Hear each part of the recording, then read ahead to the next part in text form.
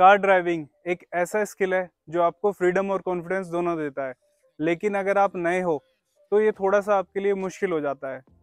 पर टेंशन मत लो, क्योंकि मैं हूँ आपका गाइड। आज से मैं आपको step by step car driving के बेसिक्स सिखाऊंगा। कार को कैसे कंट्रोल करें, रोड पर अपनी जजमेंट को कैसे बेहतर बनाएं और एक सेफ ड्राइविंग के लिए क्या क्या ज़रूरी होता है। तो ये सब आज हम इस वीडियो में कवर करने वाले हैं। तो चलिए बिना किसी देरी के वीडियो को स्टार्ट करते हैं। जब आप कार ड्राइविंग सीख रहे होते हैं तो एक कॉम्पैक्ट हैचबैक जैसे कि ये इग्निस आपको काफ़ी मददगार साबित होती है, क्योंकि इस कार के साथ आपको रोड पर जजमेंट करना और इसको कंट्रोल करना काफ़ी इजी हो जाता है एक बड़ी गाड़ी से। बट अगर आपके पास बड़ी गाड़ी है तो आप उससे भी सीख सकते हैं, लेकिन अगर आप एक छोटी गाड़ी से स्टार्ट करेंगे तो वो आपके लिए बहुत इजी रहेगा। आज की इस वीडियो में हम बेसिक स्टेप से स्टार्ट करेंगे और वो टिप्स भी आपको देंगे जो कि एक सेफ और एक कॉन्फिडेंट ड्राइवर बनने के लिए ज़रूरी होती है। तो दोस्तों, जैसे कि मैंने आपको बताया था कि इस वीडियो में मैं आपको कार ड्राइविंग के सारे बेसिक्स बताने वाला हूँ। तो सबसे पहले हम स्टार्ट करते हैं अपनी चाबी से। तो चाबी इस गाड़ी की कुछ हमने ऐसी करा रखी है। तो बाकी कई बार गाड़ी में दूसरी टाइप की भी चाबी होती है, ये फ्लिप की बनी हुई है। कई जगह आपको फ्लिप की नहीं देखने को मिलेगी, कई जगह आपको नॉर्मल की देखने को मिलेगी जिसमें रिमोट तक नहीं होता। तो जैसे इस की के साथ जैसे हमें गाड़ी को अनलॉक करना है तो हम बटन दबा के अनलॉक कर सकते हैं और इस बटन से हम लॉक कर सकते हैं। बट अगर आपके पास सिर्फ सिंगल चाबी है जिसमें आपकी गाड़ी के अंदर सेंटर लॉकिंग नहीं है किसी तरीके से, या कोई रिमोट कंट्रोल नहीं है उस गाड़ी का, तो आप सिंपली क्या कर सकते हैं कि आपको अपनी की का यूज़ करना है।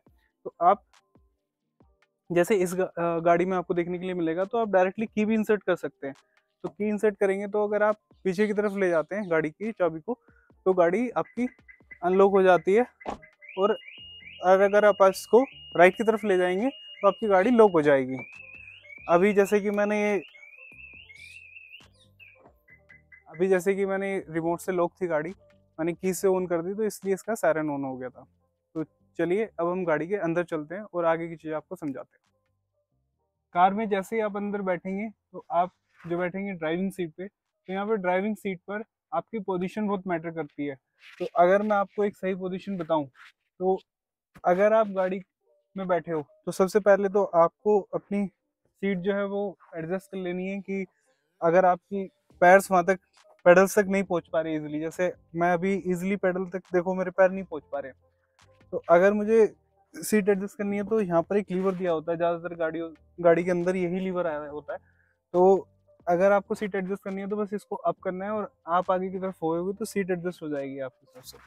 तो सबसे पहले तो आपको अपनी सीट एडजस्ट कर लेनी है कि पेडल्स तक आपके पैर इजीली पहुंच पाए। ठीक है।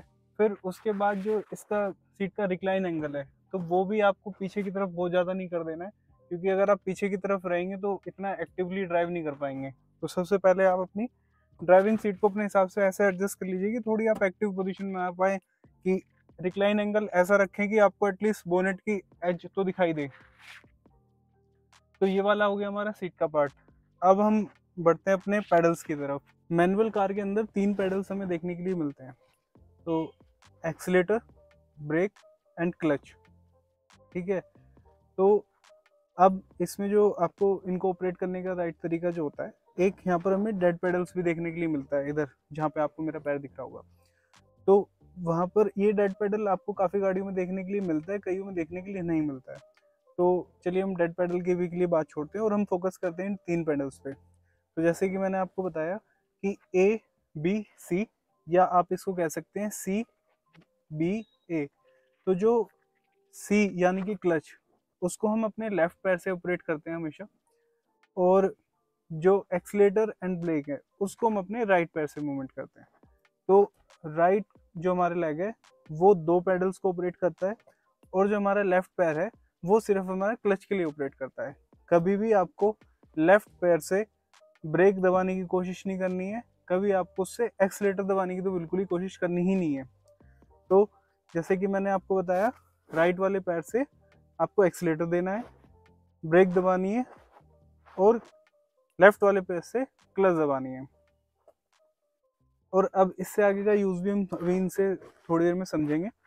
अभी हम बात करते हैं स्टीयरिंग की। तो दोस्तों, कार स्टीयरिंग कुछ हमें ऐसे देखने के लिए मिलता है। अब कार स्टीयरिंग का यूज क्या होता है? कार स्टेयरिंग का यूज होता है गाड़ी को डायरेक्शन देने के लिए। तो अगर आपको गाड़ी को लेफ्ट में ले जाना है तो आप लेफ्ट की तरफ इसको घुमाएंगे, और अगर आपको गाड़ी को राइट की तरफ ले जाना है तो आप इसको राइट में ले जाएंगे। तो सबसे पहले तो ये आता है कि आप, जैसे मैंने अभी आपको थोड़ी देर पहले बताया कि कार की सिटिंग पोजीशन, कि आप अपनी उसे कंफर्टेबल के, जैसे आपको कंफर्टेबल लग रहा है उसके हिसाब से आप उसमें कंफर्टेबल पोजीशन में सीट के हिसाब से आए। वैसे ही स्टेयरिंग का भी होता है। तो जैसे कि आजकल मॉडर्न कार सब आती हैं, तो स्टेयरिंग के अंदर हमें दो तरह की एडजस्टमेंट मेनली देखने के लिए मिलती है। तो एक होती है टिल्ट और एक होती है टेलीस्कोपिक। तो जिस गाड़ी के अंदर हम बैठे हैं इसमें हमें टिल्ट एडजस्टमेंट देखने के लिए मिलती है। तो अगर आपको लग रहा है कि आपकी जो हाइट है उसमें स्टेयरिंग कहीं ना कहीं वो कुछ बैरियर खड़ा कर रहा है आपके विजन में, तो आप उसको अपने हिसाब से एडजस्ट कर सकते हैं इस तरीके से, और आप इसको किसी भी लोकेशन पे लॉक कर सकते हैं। तो जैसे ये यहाँ पे लॉक हो गया, बट जैसे कि मेरी हाइट ज़्यादा है थोड़ी, मतलब एक नॉर्मल हाइट से, तो उसकी वजह से मुझे ये यहाँ पर दिखता है, अदरवाइज मुझे क्लस्टर में देखने में इशू होने लगता है। तो आप अपनी हिसाब से उसको एडजस्ट कर सकते हैं कि आपको क्या सूट कर रहा है वहाँ पे। तो और जैसे कि स्टेयरिंग की जो पोजीशन है, आप इसको कैसे होल्ड कर सकते हैं, आप इसको 9:3 में होल्ड कर सकते हैं। कि 9 का मतलब जैसे आपकी घड़ी में होता है ना कि 9 और 3 आमने सामने होते हैं, तो ये आपका 9 हो गया और ये आपका 3 हो गया। तो ये एक राइट पोजीशन होती है गाड़ी का स्टेयरिंग होल्ड करने के लिए। तो चलिए अब हम बात करते हैं गियर नॉब के बारे में। तो गियर स्टिक हमें कुछ ऐसा देखने के लिए मिलता है गाड़ी में। तो जैसे इस गाड़ी के अंदर 5 गियर्स आते हैं, तो आपको यहाँ पे जो बैजिंग दिख रही होगी वो 5 की ही दिख रही होंगी। तो ये यहाँ पर फर्स्ट गियर, मतलब आप इसको ऐसे समझ सकते हैं, जो ये जो बार है ये दिखाता है इस गाड़ी का न्यूट्रल, ठीक है। और अगर आपको गियर शिफ्ट करना है तो आपको क्या करना है, क्लच दबाना है। क्लच दबा के आपको इस तरीके से एंगेज कर देना। तो यहाँ पर फर्स्ट गियर हमारा एंगेज हो गया। अगर आपको सेकंड गियर में आना है तो आप डायरेक्टली इस तरीके से सेकंड गियर में आ सकते हैं, ठीक है।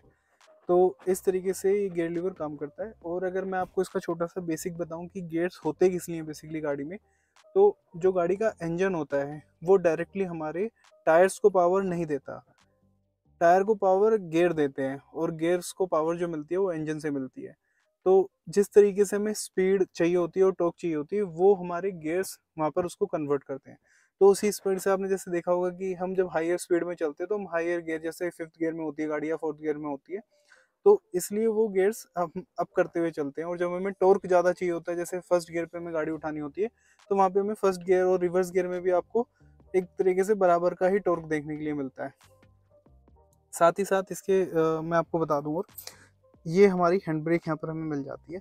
अब हैंड ब्रेक को एंगेज कर, अभी जैसे एंगेज हो रखी है, तो अगर हमें इसको यहाँ से डिसेबल करना है तो हमें ये क्लिक यहाँ पे दबाना है और इसको जस्ट छोड़ देना है।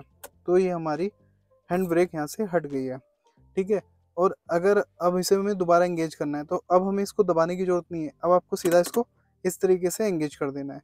क्योंकि इसका मैकेनिज्म ही कुछ ऐसा बना होता है कि अगर आप इसको डायरेक्टली अपलिफ्ट करेंगे तो ये हर जो एंगेजिंग पॉइंट है इसका वहाँ से होते हुए निकलेगा, और ये जहाँ पर एंगेज होना है वहाँ के रुक जाएगा, टाइट हो जाएगा। तो जैसे मैंने आपको बताया, इसको डी एंगेज करने के लिए आपको बस इस तरीके से बटन करके क्लिक करके नीचे छोड़ देना है। और अगर आपको हैंड ब्रेक एंगेज करनी है तो आपको बस क्लिक करना है ऊपर की तरफ और ये एंगेज हो जाएगा। अब हमारी हैंड ब्रेक अप्लाई हो रखी है। तो चलिए अब हम बढ़ते हैं अपने गाड़ी को स्टार्ट कैसे करते हैं और गाड़ी को मूवमेंट हम कैसे देते हैं।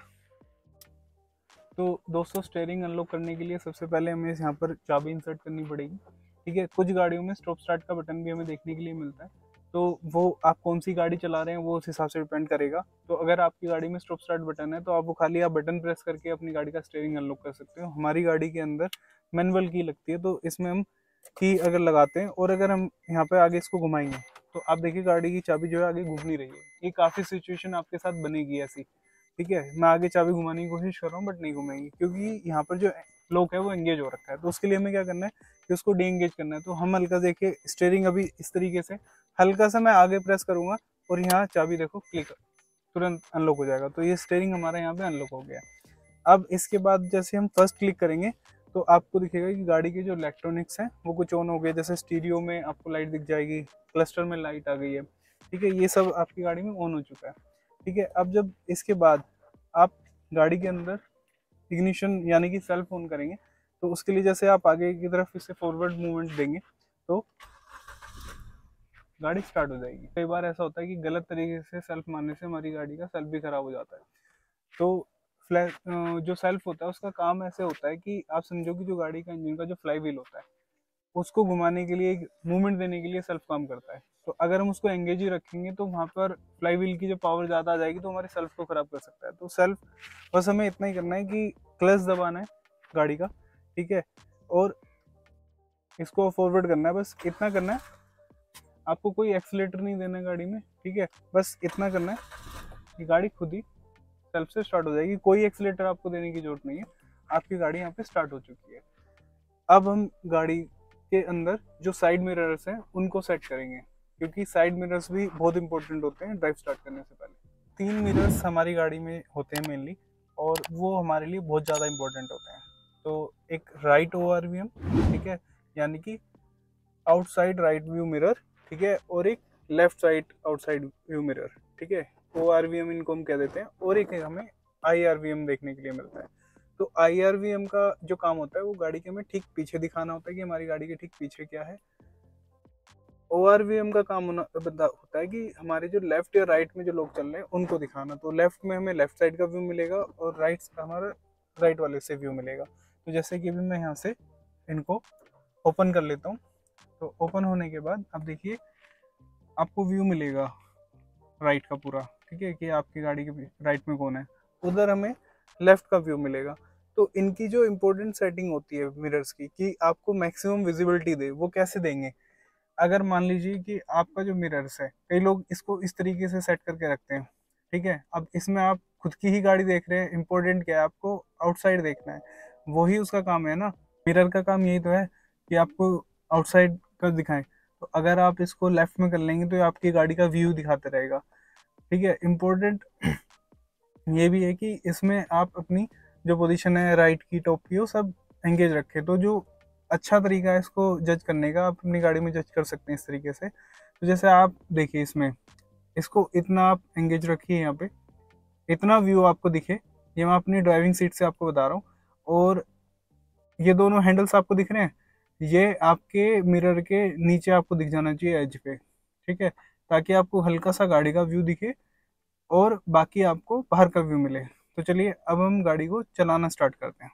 तो दोस्तों जैसे इस वीडियो में मैं अभी तक बता ही चुका हूँ आपको कार्स पेडल्स के बारे में, गियर नॉब के बारे में, स्टीयरिंग के बारे में, और आप गाड़ी को स्टार्ट करना भी सीख गए हैं।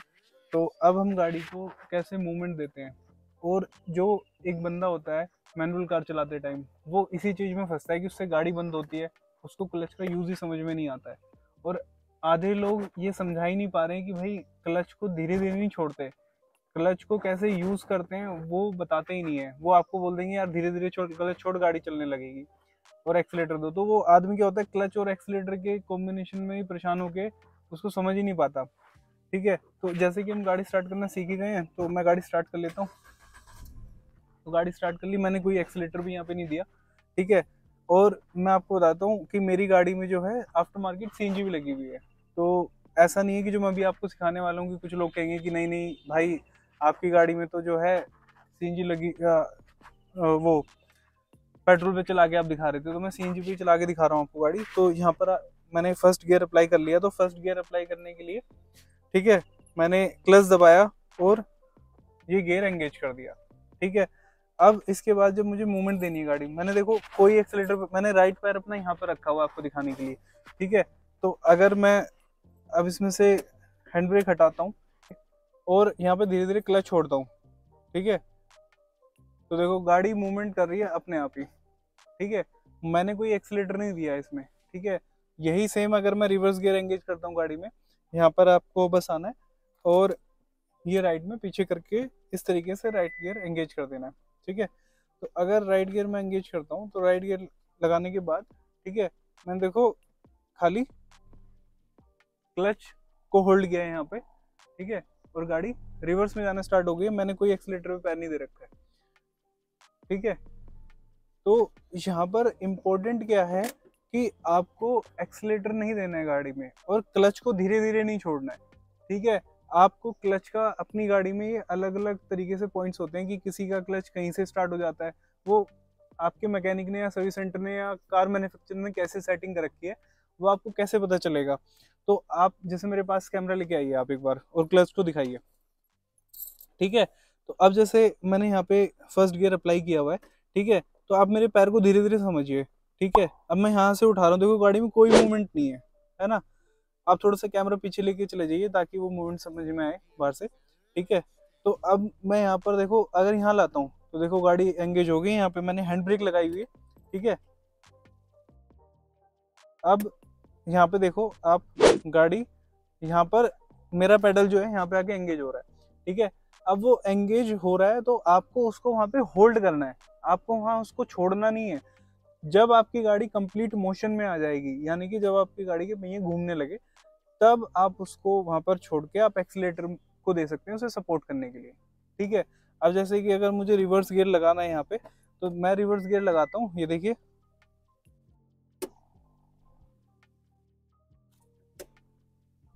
ठीक है।